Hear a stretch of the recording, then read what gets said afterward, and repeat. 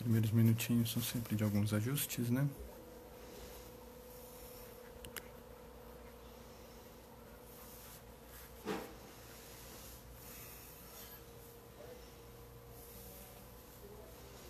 Então vamos lá.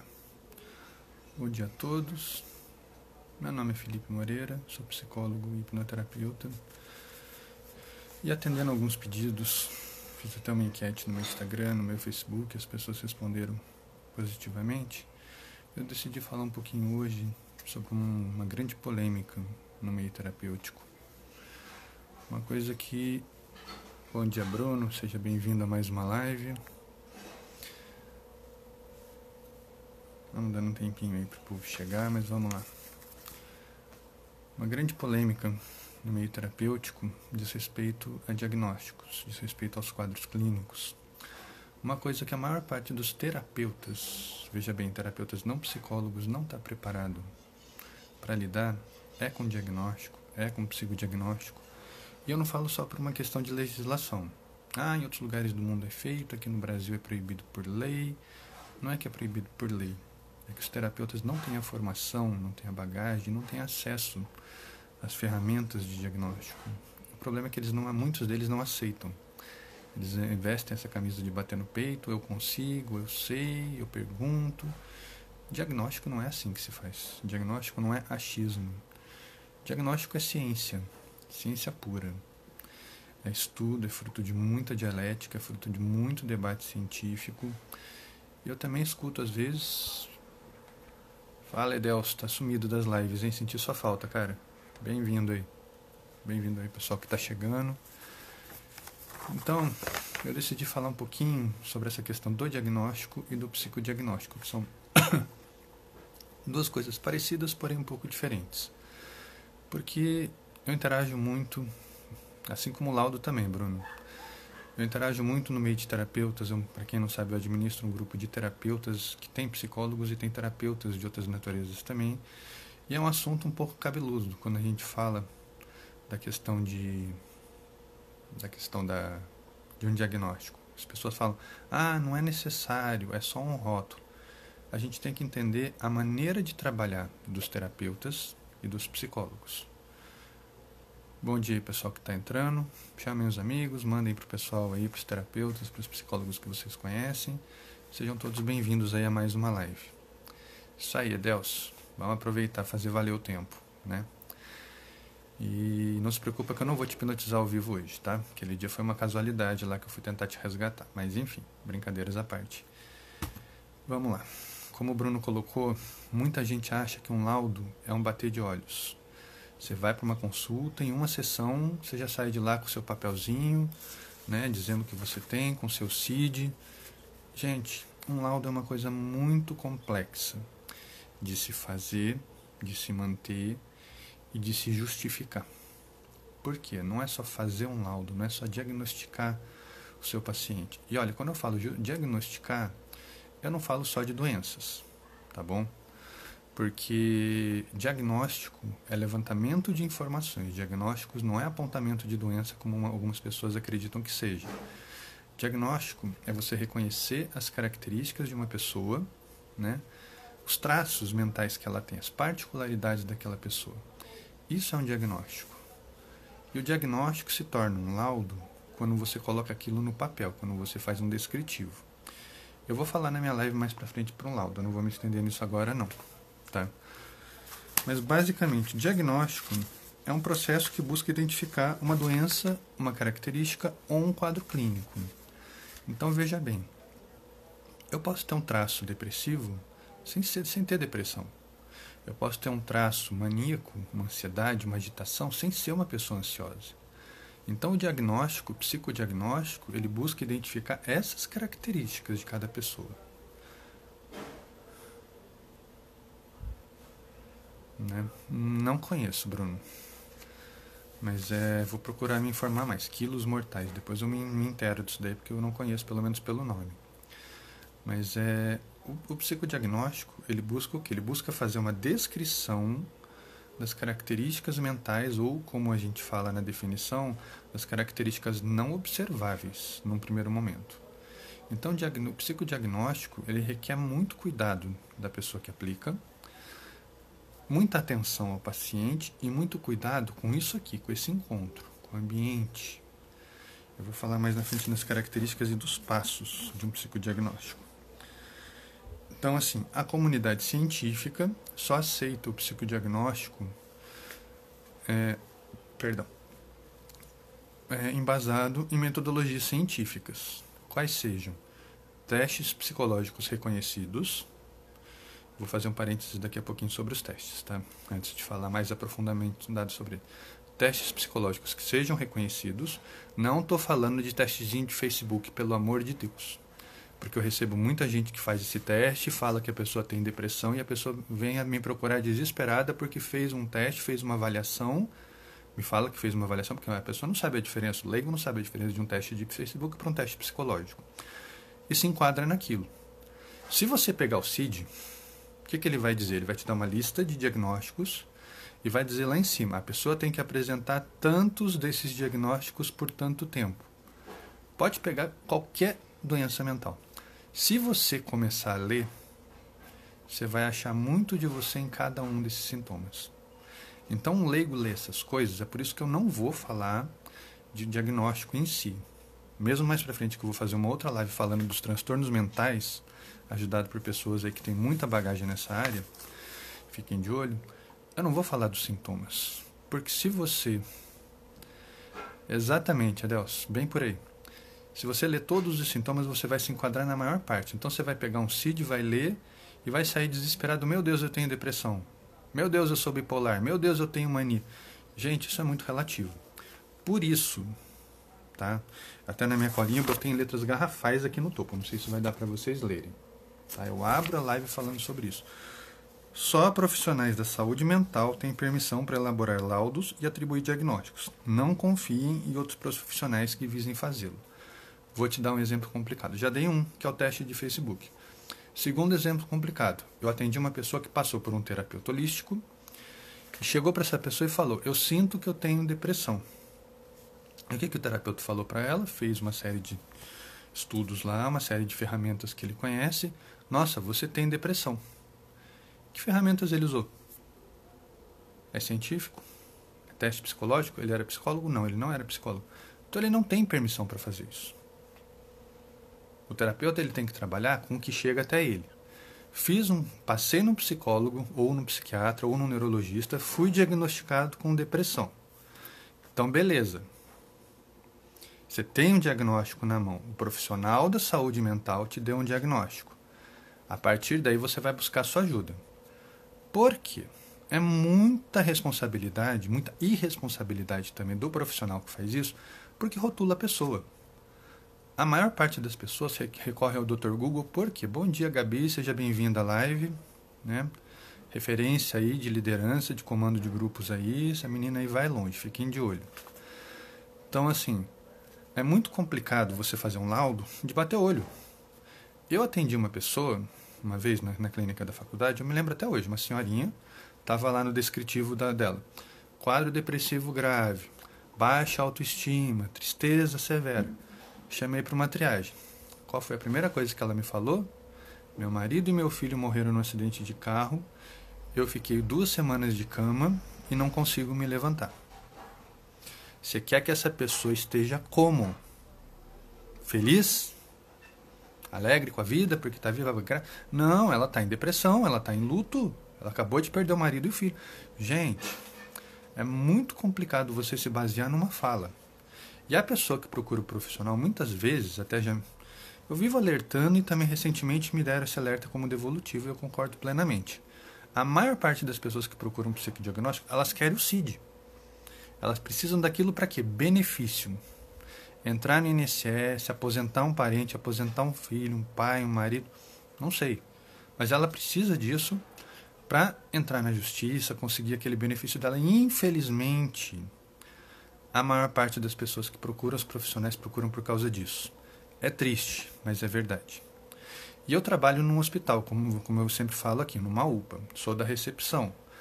Mas o lado psicólogo não desliga, está sempre ligado. E eu vejo isso acontecer. A pessoa não está lá para se tratar, ela quer remédio. Ela não está lá para saber o que ela tem, porque na cabeça dela ela já sabe. Então, às vezes, você tem uma liberdade maior com o paciente, você dá uma orientação, ele caga montes. Só falta ele brigar com você que não é da minha conta, só vou passar no médico para pegar receita, para pegar remédio no postinho. É isso que a maioria quer.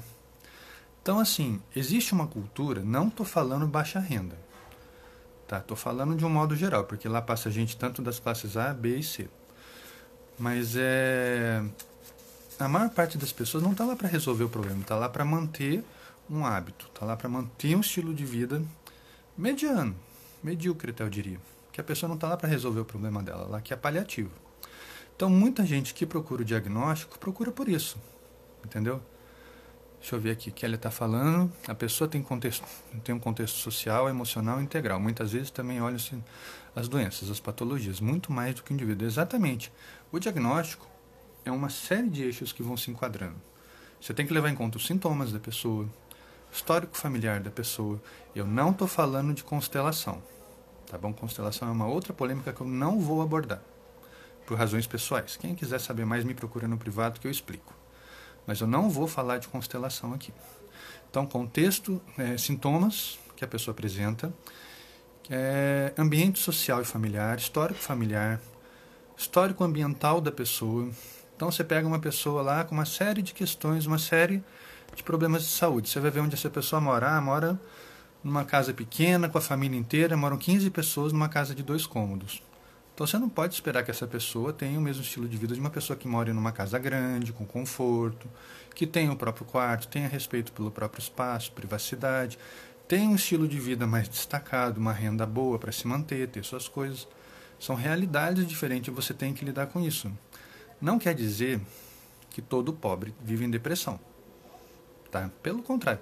Inclusive, no CID, no DSM-5 também, pobreza é um dos critérios de classificação de uma doença mental. É considerado uma doença social.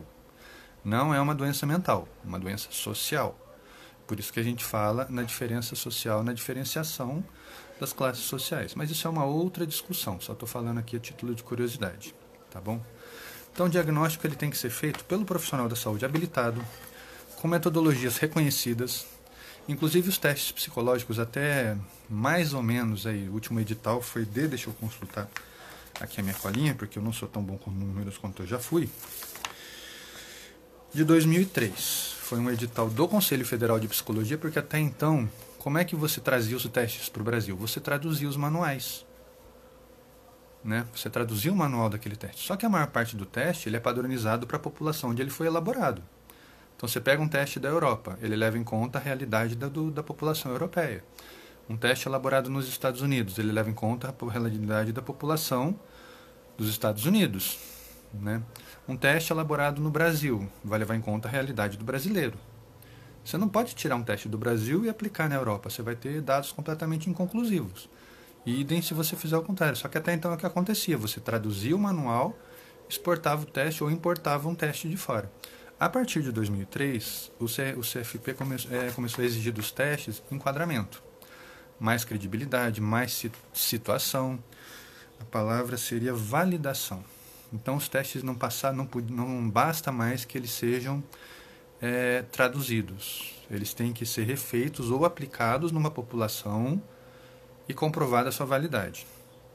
Até recentemente, o VISC, que é uma grande referência em um teste psicológico para inteligência. Bom dia, pessoal que está entrando aí. Bom dia, Gouveia. Entendeu? Então, assim, me perdi aqui, desculpem. O VISC, que é uma grande referência, tem o VISC e tem o VAIS. Um é para crianças, um outro é para adultos. Até hoje é o melhor teste de inteligência que existe, de inteligência multifatorial. Recentemente ele passou por uma grande releitura, uma grande reescrita, né? E bom dia, pessoal, bom dia, Marco, que está entrando aí. Vai chamando os amigos aí, gente, que essa live vai longe, tá? E mandem aí suas dúvidas, suas perguntas.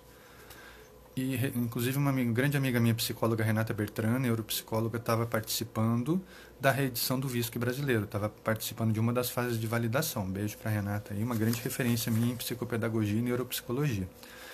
Então, assim, a partir de 2003 não basta só você traduzir os testes, você tem que provar As editoras tinham que provar que aquele teste era válido para o Brasil. Então, muito teste caiu em descrença. Infelizmente, eu tinha acabado de comprar um teste caro quando ele ficou desfavorável. Me lasquei, perdi dinheiro. Mas é melhor. Melhor perder dinheiro e saber que eu não estou usando uma coisa que não tem validade do que usar e lá na frente dar um problema. Porque eu vou falar daqui a pouco das aplicações do psicodiagnóstico e da avaliação psicológica. Tá? Vocês vão entender por que a viabilidade, a validade de um teste é tão importante. Tá? Me preparando para essa live, eu esbarrei com algumas informações bem interessantes. Entre elas, de quando datam, né? Então vamos lá, falar de avaliação psicológica. As principais funções são fornecer um diagnóstico, como a gente sabe, para poder elaborar um bom tratamento clínico para uma pessoa. Primeiro, saber se um paciente precisa de medicação ou se só a terapia basta para ele. O psicólogo pode fazer um laudo, pode elaborar um diagnóstico, mas ele não pode medicar. Então, se ele fizer um laudo de um paciente apontando que ele tem um distúrbio, um transtorno que precise de medicação, ele tem por obrigação ética encaminhar ao psiquiatra. O psiquiatra vai medicar. Idem ao inverso. O psiquiatra faz a medicação. Se ele constatar que a psicoterapia pode agregar ao tratamento daquele paciente, se ele está num ponto de ajuste com a medicação que ele está pronto para a terapia, porque nem todo paciente psiquiátrico está pronto para a terapia. Tá? Isso é uma outra conversa, só para ser meio breve. Às vezes ele está em ajuste de terapia, o transtorno dele não está controlado, então ele não pode fazer terapia porque ele ainda incorre na possibilidade de surtos dentro de um consultório.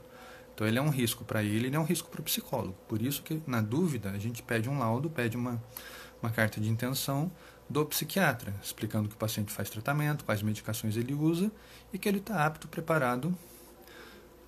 Vai sim que ela vai ficar gravado no meu Instagram, no IGTV e depois vai lá para o YouTube no meu canal. Tá bom? Fica tranquilo. Então, o psiquiatra ele vai fazer o estudo de tudo isso e vai ver se o paciente está pronto para psicoterapia. Está pronto, ele vai encaminhar. Alguns, não são todos, mas alguns psiquiatras fazem psicoterapia. Tá? Depende muito da formação e do tipo de trabalho que cada um faz. Não, Marco, o psicólogo não pode prescrever nada, nem floral, nem reiki, nem massagem.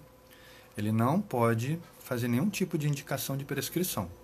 É vedado pelo Conselho de Ética. A psicoterapia, a terapia do psicólogo, ela é meramente dialética, ela pode envolver técnicas de relaxamento, de respiração e hipnoterapia, que é uma das minhas especialidades, tá?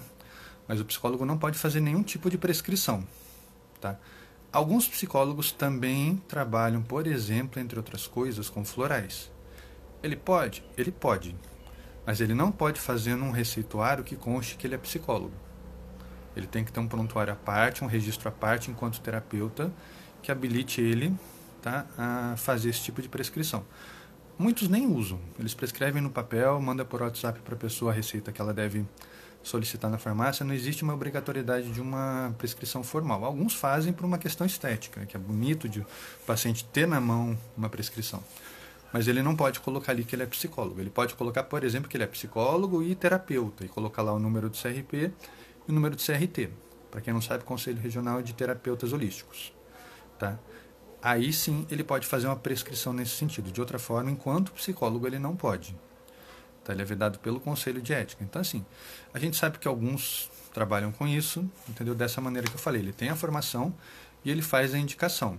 Mas ele não vai indicar porque ele é psicólogo. Ele vai indicar porque ele tem a formação, porque ele é terapeuta. E é importante o psicólogo marcar esse diferencial. Tá bom? Então, a avaliação ela vai ser usada para fornecer um diagnóstico nesse sentido, lembrando que o diagnóstico pode ser tanto para a identificação de transtornos, quanto características mentais. Para quê? Como eu falei do exemplo da medicação, para que o psicólogo mesmo saiba como proceder com aquele paciente, o tipo de terapia, o tipo de intervenção que vai ser mais eficaz, mais eficaz com aquele paciente. Então, assim, respeitando o espaço de cada um. Até onde vai a alçada do psicólogo, até onde vai a alçada do psiquiatra, até onde vai a alçada do terapeuta. Tem campo para todos, não existe necessidade de uma competição. Então, ninguém está aqui para falar mal dos outros. Eu não vou falar mal de terapeuta, como eu espero que terapeutas não falem mal de mim. tá bom? A gente trabalha junto, tá? Somos amiguinhos. Avaliar a maneira de funcionar ou uma deficiência para critério escolar, para você avaliar a situação de um aluno. O aluno tem uma dificuldade. Por que ele tem essa dificuldade? É uma questão socioeconômica, é uma questão familiar, é uma questão emocional ou é uma questão neurológica? Ele tem, de fato, um distúrbio que requer um acompanhamento mais especializado, um tratamento diferenciado dentro da escola, no sentido de melhora. Por exemplo, uma criança que tem a TDAH. Você não pode exigir para transtorno de distúrbio... Transtorno do déficit de atenção e hiperatividade. Desculpa, deu um branquinho momentâneo aqui. Então a criança é naturalmente agitada, ela não consegue neurologicamente ficar sentada 5 minutos numa cadeira.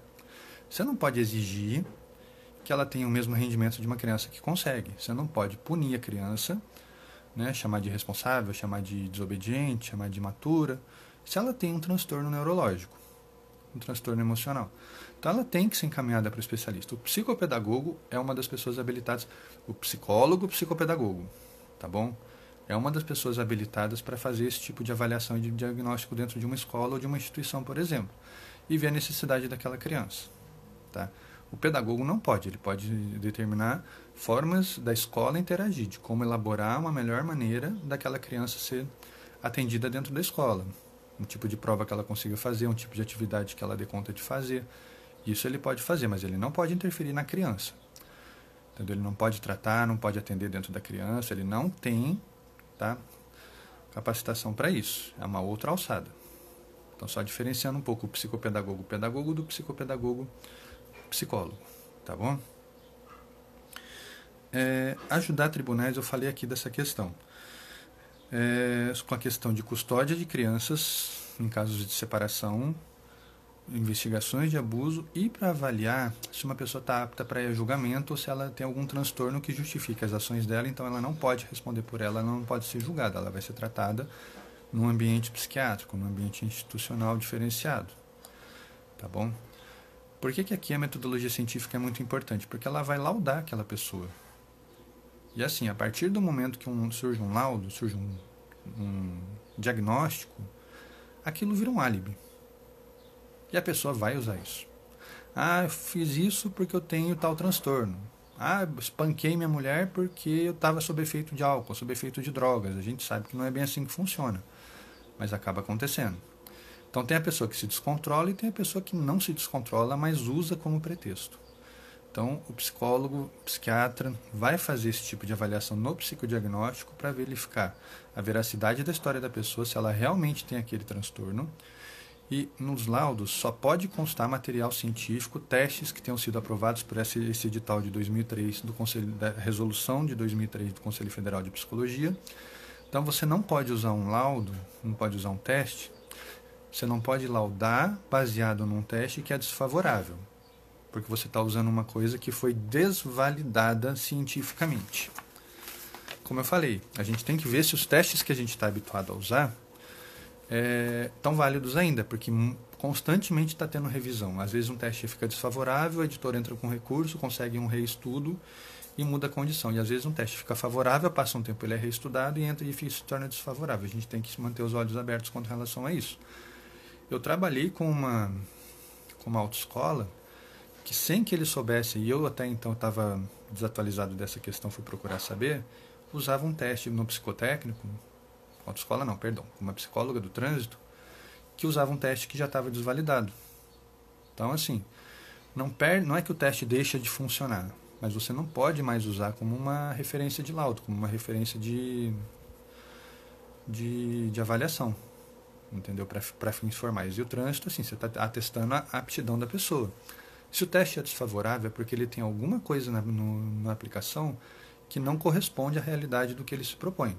A aptidão para dirigir. Alguma coisa nesse teste não corresponde a essa característica, a isso que você quer avaliar. Então você está, na verdade, atestando que uma pessoa está apta quando ela pode não estar.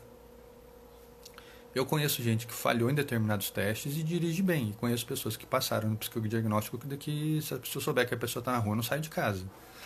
Então, assim, a gente tem que tomar cuidado com relação a isso. O leigo não vai ter a menor ideia. Entendeu? Então, assim, aí vai da ética do psicólogo do trânsito se atualizar e manter um arsenal de testes que esteja em validação. Daqui a pouco eu vou falar um pouquinho dos testes que eu trabalho. Eu trabalho com 3 frentes. Tá? Então, trabalhar com tribunais e avaliar candidatos para emprego. Se uma pessoa está apta para um trabalho, para aquele trabalho específico, se é um trabalho manual, um trabalho muito exigente, se a pessoa tem um perfil que corresponde àquele trabalho, isso tudo quem vai fazer é o psicólogo. Hoje em dia, a maior parte das empresas não pensa assim. Elas botam um administrador, elas botam um técnico de recursos humanos porque é mais barato. Tá? Mas, em tese, quem pode fazer esse tipo de avaliação é o psicólogo. Tá? E eu já fiz entrevista em empresa que eu contestei, porque eu vi um administrador usando um teste psicológico. Eu perguntei, mas você é psicólogo? Não, então você não pode usar esse tipo de teste. Você não pode usar esse tipo de ferramenta. Então, assim, isso acontece muito. Eu estou falando de empresas grandes. Tá? A gente tem que tomar esse cuidado.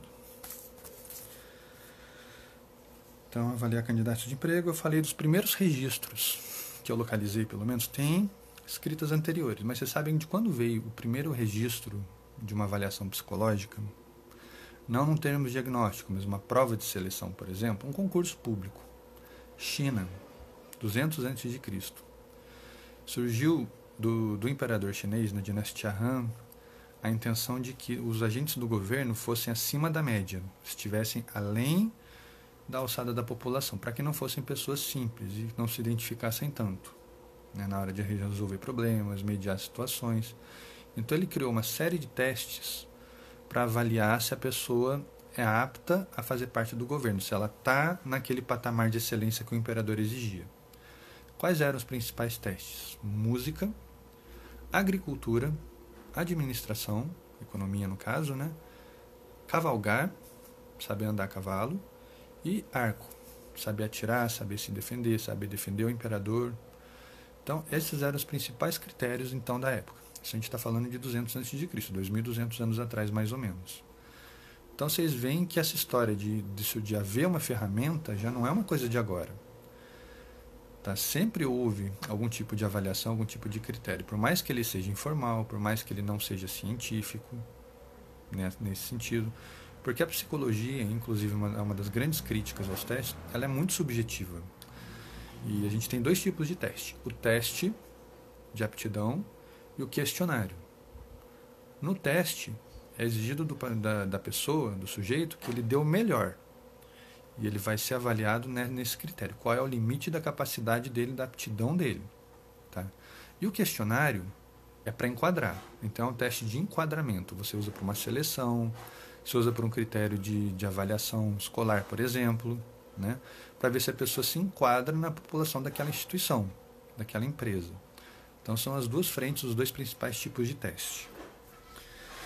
Então, depois lá da China, a gente tem no século XIX, quando a psicologia começa a surgir já como ciência. Só que ela ainda existia dentro da escola de medicina. Você tinha os médicos e dentro da faculdade você tinha aqueles que se interessavam pela questão da psicologia, pela questão da mente e se especializavam nisso dentro da medicina. Então os primeiros psicólogos eram médicos necessariamente.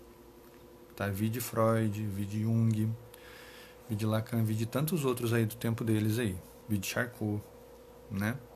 Embora Charcot tenha sido mais neurologista, foi o criador mesmo da neurologia, do que propriamente psicoterapeuta. Mas surgiu ali dentro da medicina. Depois, as escolas na França, por volta de 1850, começaram a diferenciar os alunos que tivessem algum tipo de problema, naquele tempo tudo era englobado como retardo. Aí eles perceberam que nem todos eram iguais, nem todos respondiam iguais, por mais que fossem todos colocados em classes diferenciadas. Eles desenvolveram uma série de avaliações, uma série de testes, porque até então todos os testes psicológicos que se tinham era de percepção. Se a pessoa percebe a realidade, se ela tem um senso de raciocínio bom e se ela se enquadra no ambiente.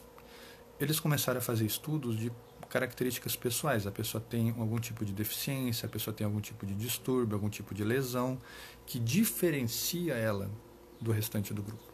Então aquela pessoa passa a receber um tratamento diferenciado para que ela consiga acompanhar. Então, século XIX aí.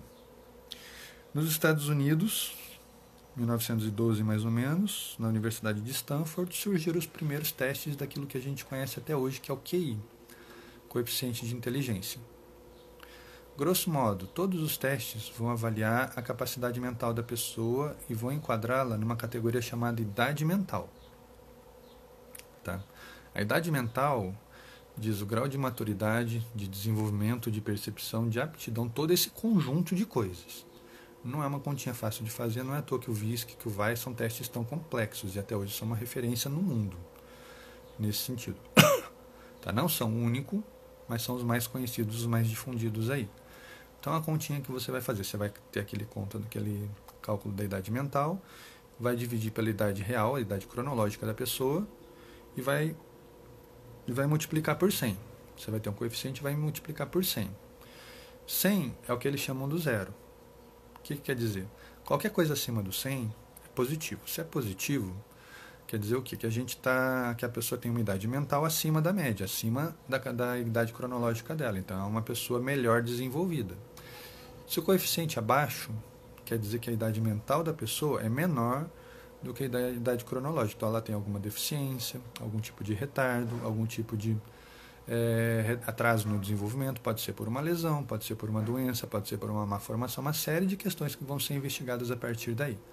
Mas vai dar um cálculo final abaixo de 100. Aí você já tem o alerta de, opa, tem alguma coisa com essa pessoa. Não quer dizer, como a inteligência é uma questão multifatorial, não quer dizer que uma pessoa com QI baixo seja burra. Ela tem tipos diferentes de inteligência. Aí você vai investigar quais são os tipos de características daquela pessoa. Tudo isso com metodologia científica, tudo isso feito por profissionais especializados nessa área, profissionais capacitados, psicólogos, neurologistas, psiquiatras, pessoas que vão avaliar com critério científico. Tá? O laudo é científico, é um documento daquela pessoa. Então, uma vez que você faça um laudo, faça uma avaliação psicológica de uma pessoa, você passa a ter uma responsabilidade enorme na vida daquela pessoa.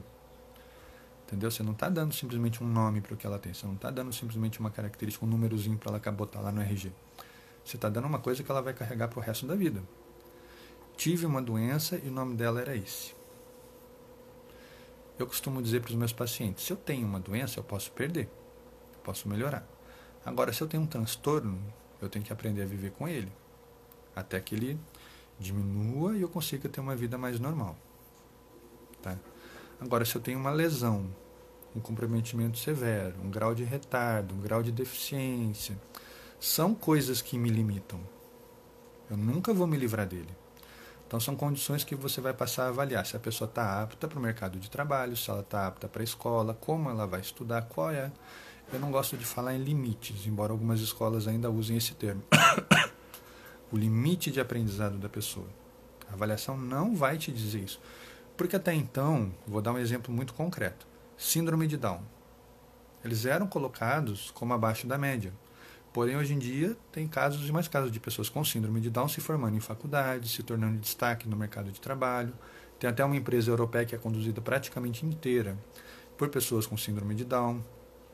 Então, assim, sabe-se que não é bem assim. Que o grau de comprometimento deles é outro. Eles têm que aprender a usar o que eles têm. Tudo na psicologia envolve você identificar, por isso que o diagnóstico envolve você identificar as características da pessoa. Você tem que encontrar o que ela tem e ensinar ela a usar. Não adianta você, profissional, saber do que ela é capaz, ela tem que saber.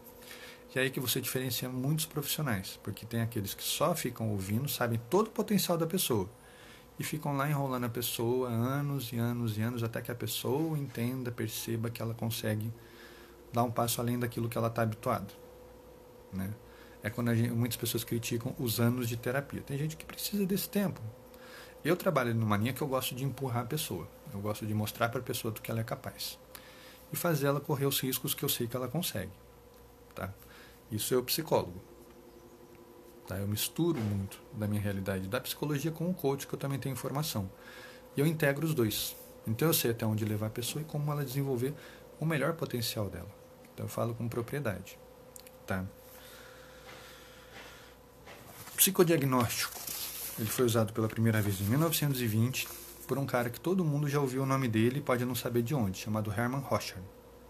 É o teste da mancha, aquele famoso teste que está em todos os filmes, está nos cinemas, é um dos heróis / vilões aí do seriado Watchmen, do filme Watchmen. Né? É aquele teste geral das manchas, onde você olha a mancha e diz o que vê.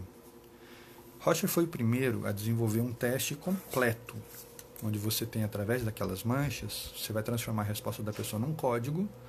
Esse código vai se enquadrar numa tabela estatística, porque os testes fazem exatamente isso. Eles transformam a informação que a pessoa te dá num número, numa estatística, para enquadrar.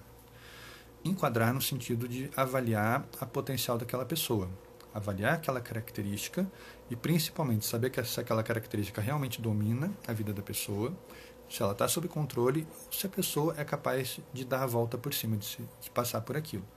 Por exemplo, luto. O luto é normal vir acompanhado de um estado de depressão. Só que chega uma hora que a depressão começa a se sobrepor ao luto e a pessoa não percebe. E aí, desculpem, garganta seca, eu esqueci de pegar uma aguinha para mim. Lição aprendida mais uma vez. Então, o luto, a pessoa muitas vezes, está de luto, coitada, está de luto, coitada. Não, o profissional tem que perceber que o luto já não está mais ali, o que está ali agora é a depressão. Então ele tem que orientar a pessoa a dar a volta por cima. E se é necessário, até encaminhar para tomar um remédio, para que ela possa sair para o psiquiatra ou neurologista, tá bom? Não um psicólogo. Para que a pessoa saia daquele quadro de depressão, melhore, e o luto possa se desenvolver e a pessoa voltar para a vida normal. Todo tratamento psicológico, psiquiátrico, terapêutico, ele não envolve a pessoa doente. Ele envolve a pessoa em tratamento para melhorar. O objetivo não é que a pessoa se trate, é que a pessoa melhore. Falar em cura é muito complicado e muito polêmico e muito proibido por maior parte dos conselhos de ética, né? O psicólogo não pode falar que ele vai curar a doença mental da pessoa, o médico não pode falar que ele vai curar a doença de uma pessoa, o terapeuta muito menos, embora muitos falem, cure sua depressão em uma sessão, né? Cure a sua dor com uma sessão de hipnose, uma sessão de reiki.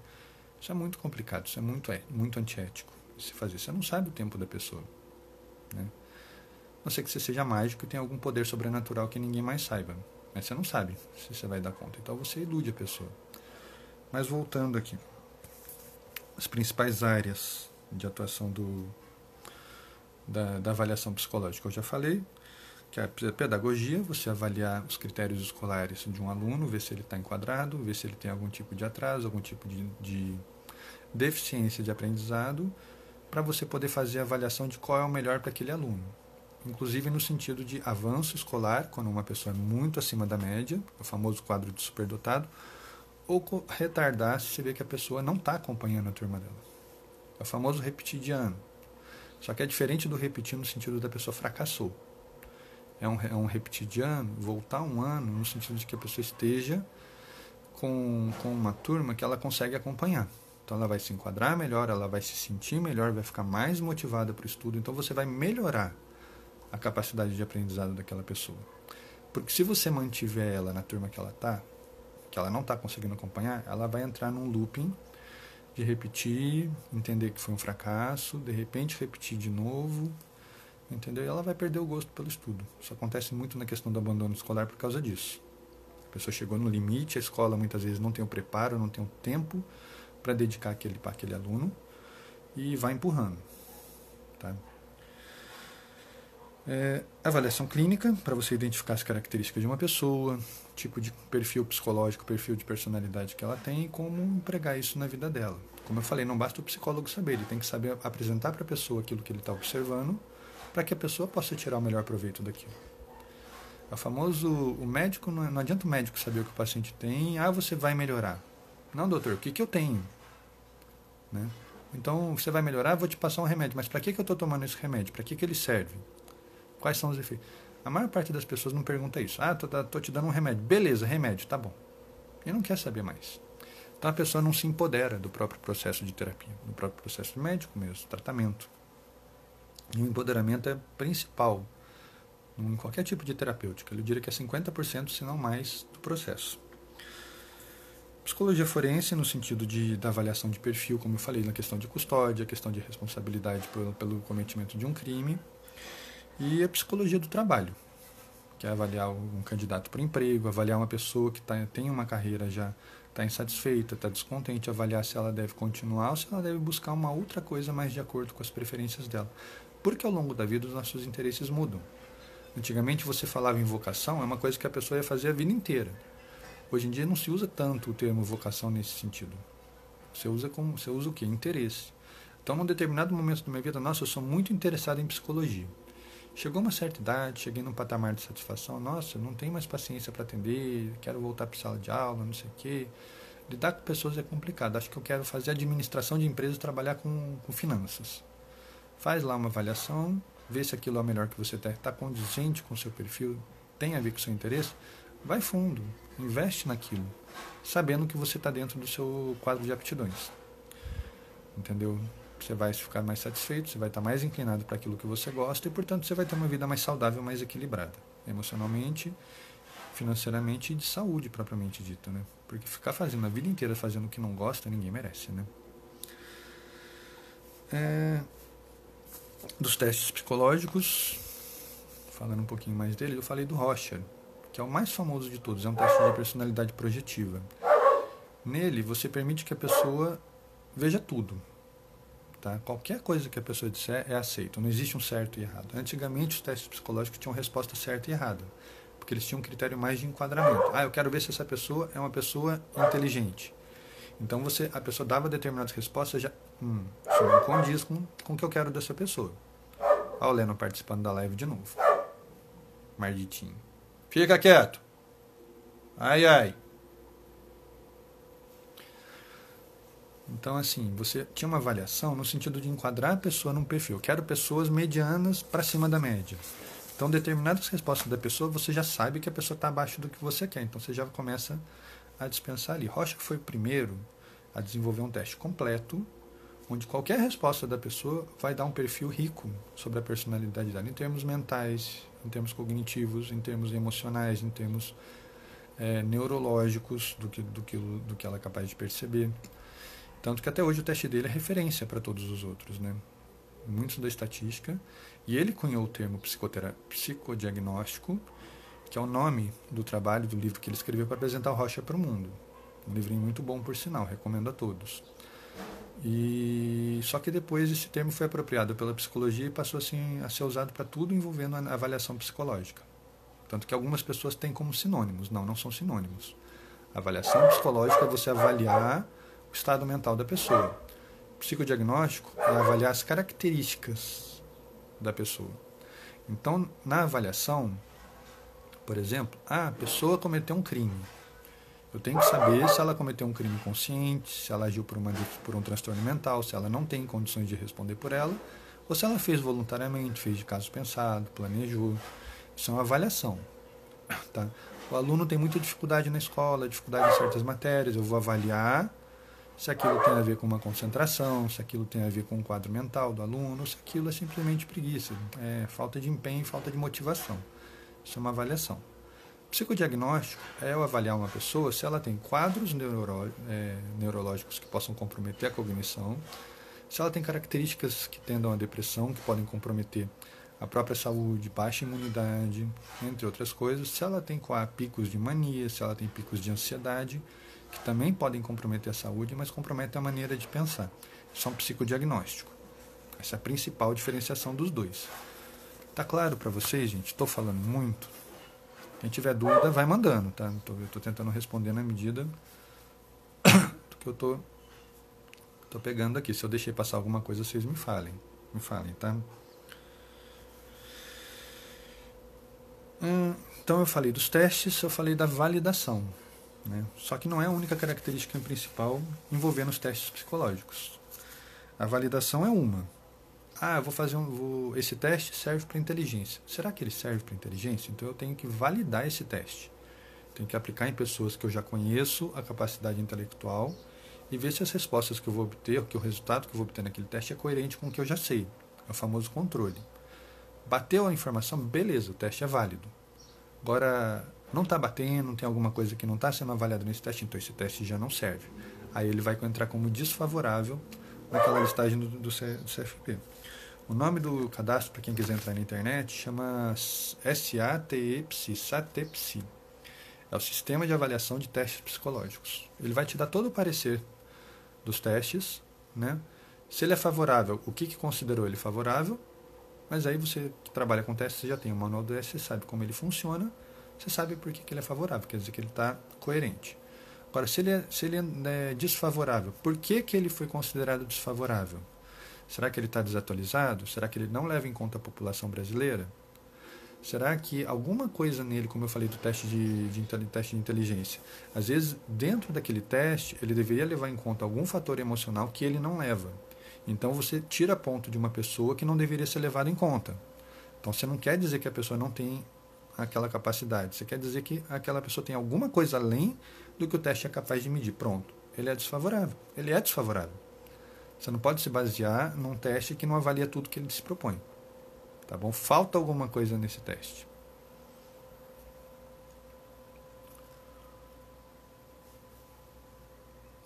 O site, Cristina, tá no... Cristina, né? Míope é uma desgraça. Se você entrar no site do Conselho Federal de Psicologia, você pode colocar até no próprio Google, CFP, espaço, SATEPSI, SATEPSI. E depois eu coloco aqui para vocês. Não sei se eu vou conseguir digitar ou se eu vou travar aqui meu relógio. Eu prefiro não arriscar porque eu sou péssimo com essas coisas. Se alguém puder digitar isso para mim, tá? Eu não consigo puxar o site aqui agora, mas eu deixo na descrição tanto do vídeo aqui do GTV quanto na descrição do vídeo lá no YouTube.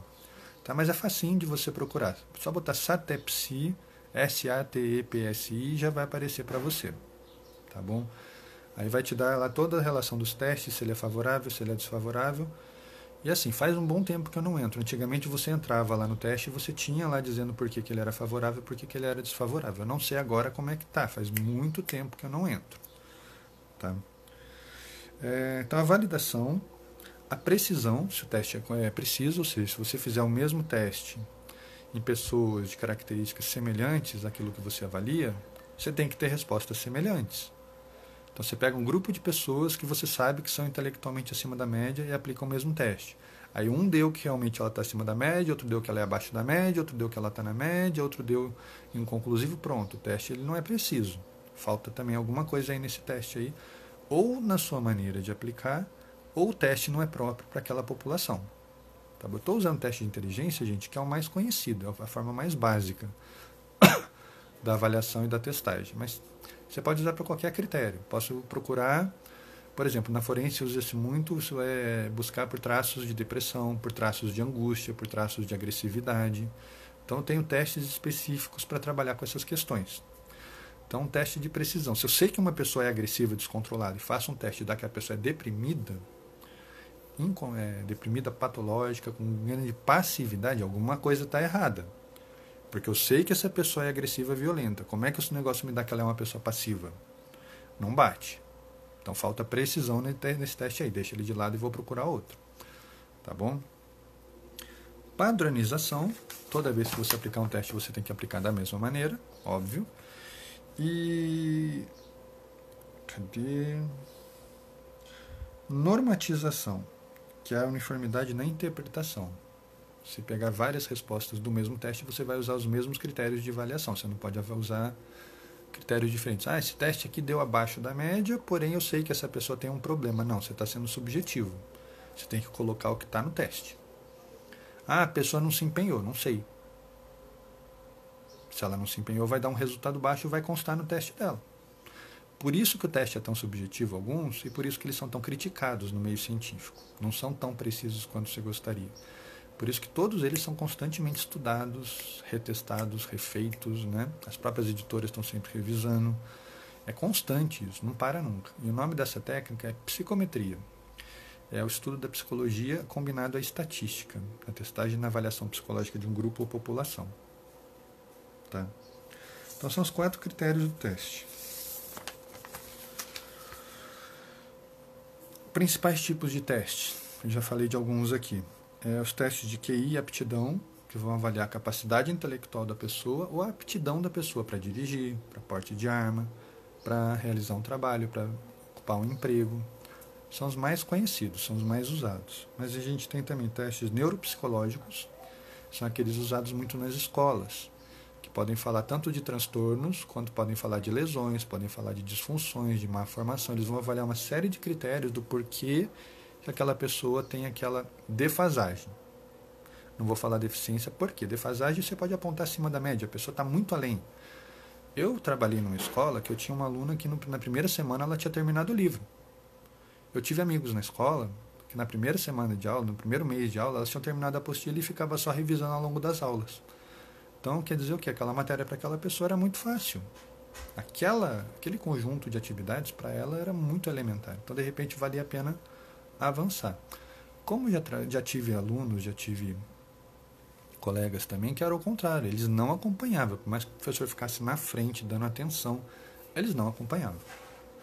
Entendeu? Então tinha uma defasagem ali que tem que ser investigada do porquê. E os testes de personalidade, que são também os globais.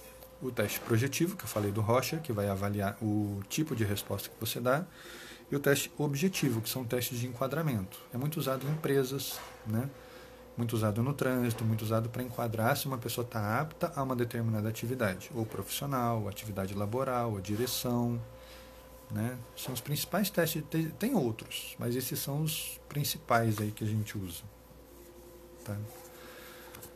Então, gente, a gente está caminhando para a reta final, eu quero falar aqui um pouquinho do meu protocolo.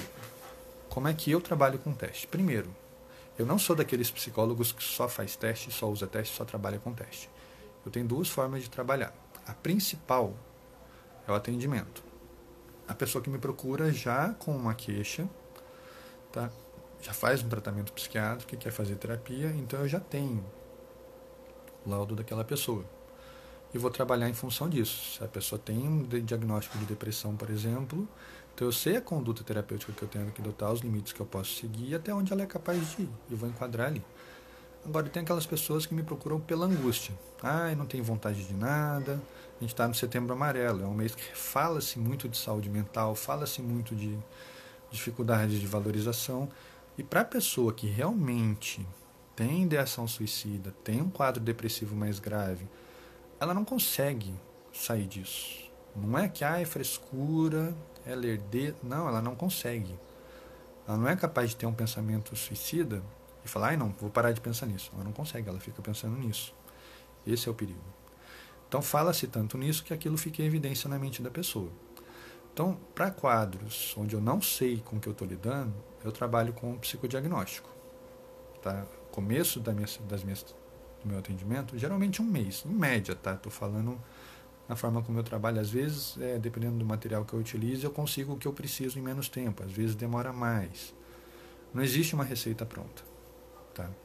Então eu utilizo um teste projetivo, que é o HTP, para quem não conhece, teste do desenho da árvore, da casa e da pessoa, onde a pessoa vai projetar muito da estrutura mental, da estrutura emocional, da estrutura social dela. Tá? Esse é o que eu mais uso, é o que eu mais gosto, porque ele é simples, fácil de fazer e ele brinca com o lúdico. Então a pessoa se solta mais ali. Outro material que eu utilizo é o QAT, que é o teste de tipos psicológicos baseado na teoria junguiana dos tipos. Então você vai avaliar quadros de introversão ou extroversão, se a pessoa é muito racional, se a pessoa é mais emotiva, se ela é mais intuitiva, se ela é mais crítica. Tá? Um outro critério de avaliação que eu utilizo. Tá? Esses são os dois principais. E eu estou adquirindo agora o Rocha, depois de muitos anos guardando dinheirinho, buscando editora, porque não é um teste fácil de fazer. Então, a minha próxima frente de trabalho vai ser trabalhar com o Rocha, ousados da minha parte. Mas eu percebi que, assim, não tem igual. Ele é o melhor que tem, ele é um critério, só que ele é bem complexo. Então, assim, não é comprar o teste e vou aplicar. Eu estou comprando o teste, eu já estou estudando para ele, eu tenho os manuais dele, eu apliquei na faculdade, mas já faz bastante tempo. Apliquei 2 vezes depois da faculdade. Dada a complexidade, não é em todo lugar que você consegue, não é toda oportunidade que você tem. Então eu estou revendo muita coisa, entendeu? Estou atualizando os estudos, as leituras em Rocha. Então é um teste que, assim, para mim, é a minha grande paixão dentro da psicologia, dentro do campo do psicodiagnóstico. E é com ele que eu vou me focar daqui para frente por um bom tempo, né? Vai me prender a leitura aí por um tempo, mas eu sei que vai valer a pena. E o outro teste que eu utilizo é o AIP, que é o teste de avaliação de interesses profissionais, que eu uso para orientação vocacional e profissional, que é um teste que vai avaliar o tipo de preferência da pessoa, o tipo de atividade que a pessoa gosta, que a pessoa se interessa, né, e vai alinhar. Não é que o teste não é um teste psicológico, não é um teste vocacional, é um teste para fins vocacionais. É um dos materiais que eu utilizo para orientar uma pessoa na escolha profissional, porque, novamente, ele é um diagnóstico, ele é um laudo.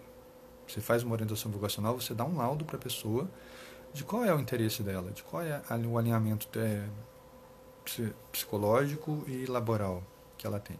É uma pessoa que gosta da área, por exemplo, da área de exatas, é boa com cálculos, mas ela tem um perfil artístico, ela tem um perfil criativo.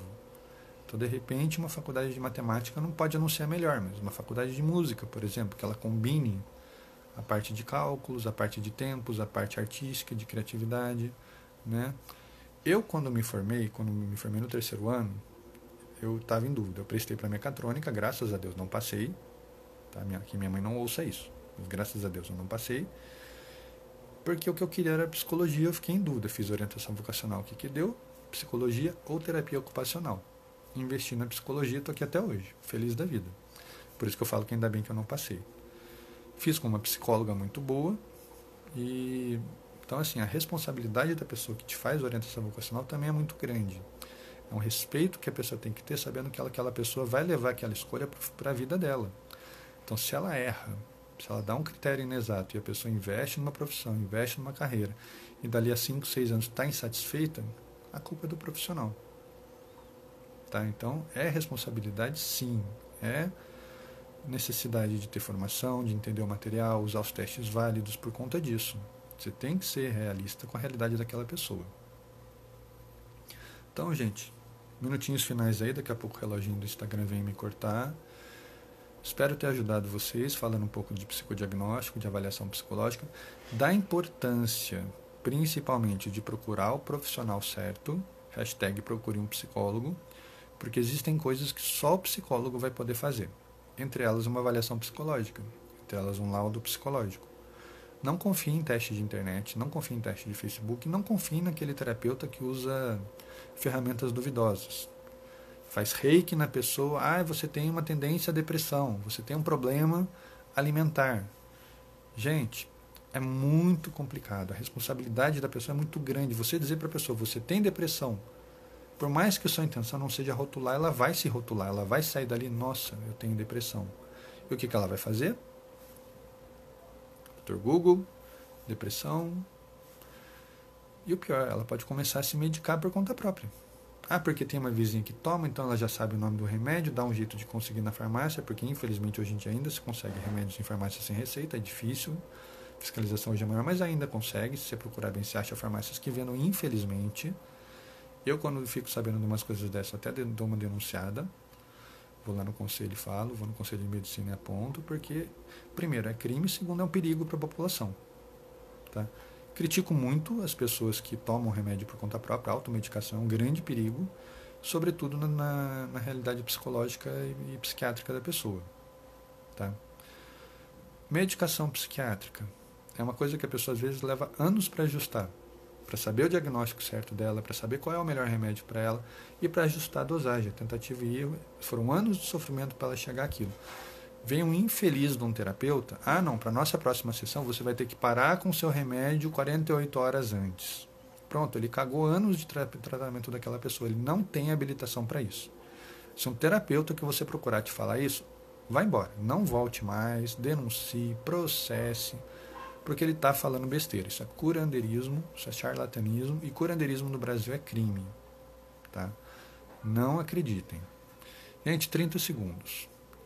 Vou deixar aqui meu beijo para todos. Meu muito obrigado pela presença, pelas dúvidas. Cristina, eu que agradeço aí a frequência nas lives, participação, das dúvidas, as perguntas de vocês, e foi a enquete que vocês me mandaram que contribuiu para essa live. Então, a todos, um ótimo dia, muito obrigado. E quem tiver dúvidas, vai mandando que eu continuo respondendo. Eu vou deixar na descrição o site, tá bom? Beijo para todos.